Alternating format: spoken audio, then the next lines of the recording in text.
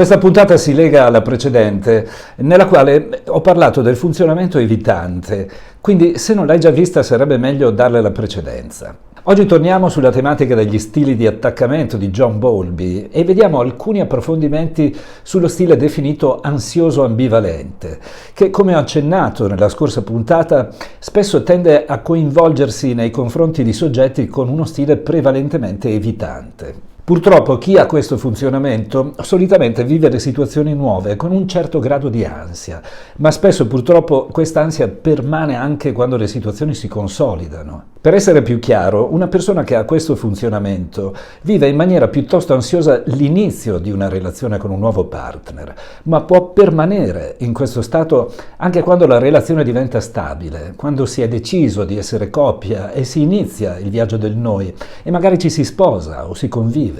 Il fatto di vivere questi stati d'ansia spinge l'ansioso a una continua ricerca di certezze, di conferme da parte del partner e purtroppo spesso questa tendenza diventa controproducente poiché disorienta il partner, soprattutto se quest'ultimo ha uno stile evitante, portandolo in molti casi a percepire una pesantezza troppo grave nel rapporto e a prendere le distanze. Prima di addentrarci nelle sfumature dello stile ansioso, però, vorrei sottoporti un grafico che riguarda in linea generale tutti e quattro gli stili di attaccamento. Lo vediamo tra un attimo.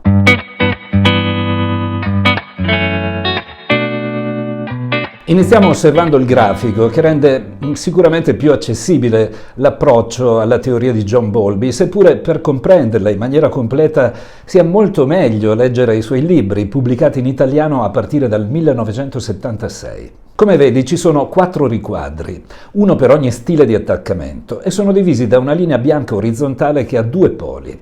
A sinistra il polo della rappresentazione negativa di sé, a destra quello della rappresentazione positiva di sé.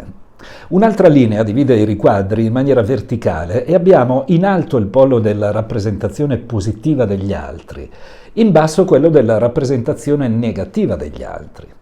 Grazie a questa suddivisione in riquadri e tendenze verso i poli appena descritti, vediamo ad esempio che la persona con il funzionamento di cui ti ho parlato la scorsa settimana, ovvero quello evitante, è rappresentata dal riquadro arancione, in basso a destra, e tende a una rappresentazione positiva di sé e a una rappresentazione negativa degli altri. Infatti, la sua caratteristica è quella di fidarsi poco degli altri, se non per nulla. Grazie a questo schema appare chiaro che le persone con il funzionamento sicuro, vedi il riquadro verde, vivono una rappresentazione positiva sia di se stessi sia degli altri. Infatti si muovono con molta più fluidità nel mondo delle relazioni e anche nel rapporto intimo con se stessi.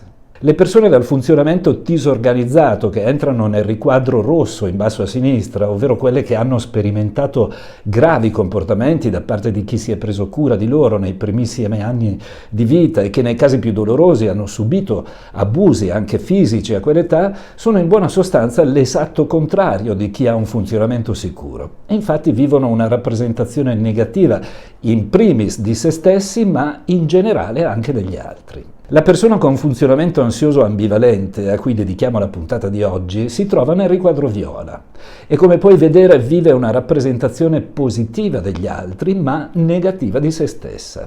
Dove nasce questo atteggiamento di insicurezza, questa idea di valere poco? Probabilmente, secondo quanto ha teorizzato John Bowlby, la figura di attaccamento che si è presa cura di questo bambino durante i primi anni di vita, solitamente la mamma, non è riuscita a farlo sentire al sicuro in maniera omogenea, poiché agiva comportamenti ambivalenti, imprevedibili e incoerenti. A volte, ad esempio, la mamma lo inondava di attenzioni e di amore, per poi sottrarglielo del tutto in altri momenti, in cui il bambino si sentiva invisibile e completamente abbandonato a se stesso sul piano dell'emotività.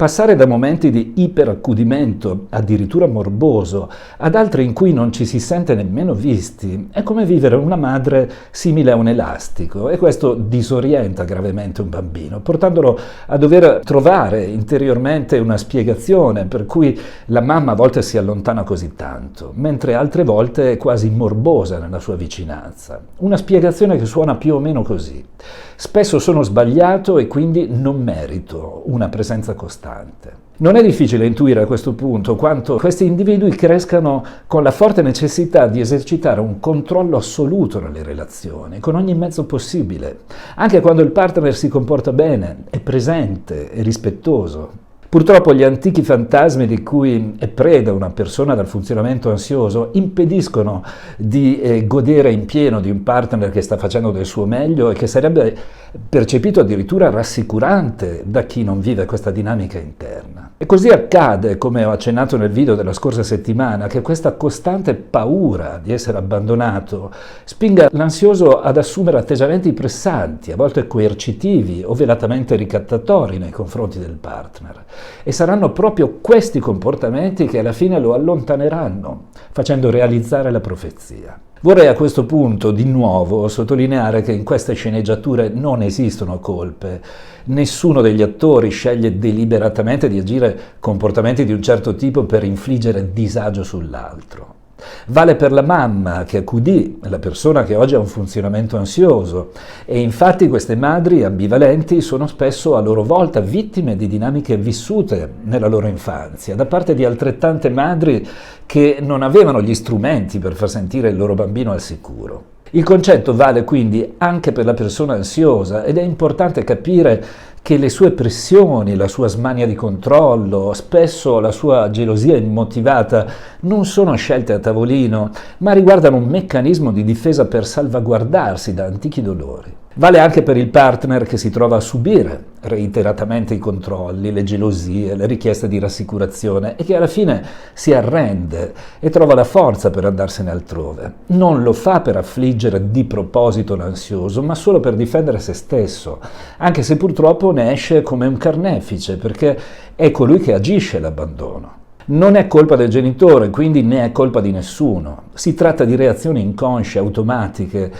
quelle che ci portano a dire «è più forte di me». Daniel Goleman, il teorico più accreditato sul tema dell'intelligenza emotiva, parla di sequestri neurali, agiti dalle nostre emozioni sui nostri comportamenti. Ma quando avviene un sequestro neurale?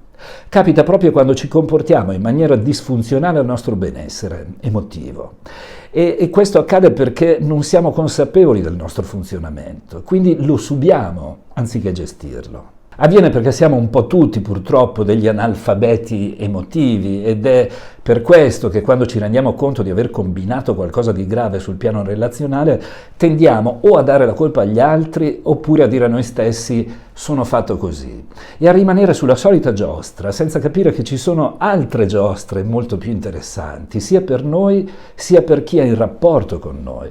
Per questo lo dico sempre anche ai miei allievi in aula, auspico una società talmente evoluta da assicurare in futuro un'educazione emotiva ai bambini, a partire almeno dalle scuole primarie, per creare gli adulti di domani più consapevoli dei propri funzionamenti e più in grado di gestirsi per il bene proprio e di quello degli altri. Se mi hai guardato fin qui, probabilmente dentro di te c'è uno splendido terreno fertile e il primo passo che ti invito a fare è quello di uscire dalla dinamica del giudizio, anche se è molto difficile. Parlo di giudizi nei confronti degli altri, ma anche di giudizi nei confronti di se stessi. Dire sono fatto così, in un certo senso, significa dire ho scelto di essere così. Dire colpa di mia mamma, di mio padre, di mio fratello, significa rimanere nella dinamica del rancore e del risentimento, significa continuare a dare la regia all'altro nella gestione di emozioni che non sono dell'altro, ma sono nostre. Purtroppo è molto comodo non prendersi certe responsabilità e continuare con questo mantra. Infatti è un concetto che ha molto a che vedere con la cosiddetta zona di comfort. Nella gabbia che ci costruiamo, in fondo, ci adattiamo. La arrediamo, ne conosciamo tutti gli anfratti, ci sono le nostre certezze, non solo quelle positive, ma anche quelle negative. Mentre fuori da lì c'è l'ignoto, e l'ignoto dalla notte dei tempi fa paura all'essere umano, tranne che agli eroi. Per questo abbiamo paura del cambiamento e spesso scegliamo di rimanere dove siamo per poi lamentarci di come vanno o non vanno le cose. Quindi se ti riconosci nello stile di attaccamento ansioso, prova a lavorare da solo o da sola cercando di controllare i tuoi comportamenti nei confronti del partner, che, lo ripeto, in molti casi non li merita proprio. Se non riesci a fare questo viaggio di cambiamento in solitaria, fatti dare una mano da uno psicoterapeuta, perché è il suo mestiere aiutare le persone anche in questo tipo di gestione. Io sono solamente un life coach e l'aiuto che posso darti arriva solo a pagina 2. Se vuoi arrivare a destinazione devi scegliere un professionista più formato, altrimenti rischi di buttare risorse di tempo e di denaro. Ma posso assicurarti che se hai una buona predisposizione a migliorarti, anche studiare e assimilare certi autori può aiutarti molto nel tuo cammino. E a proposito di cammino, in ogni caso, qualsiasi sia il tuo viaggio, ti auguro che sia felice.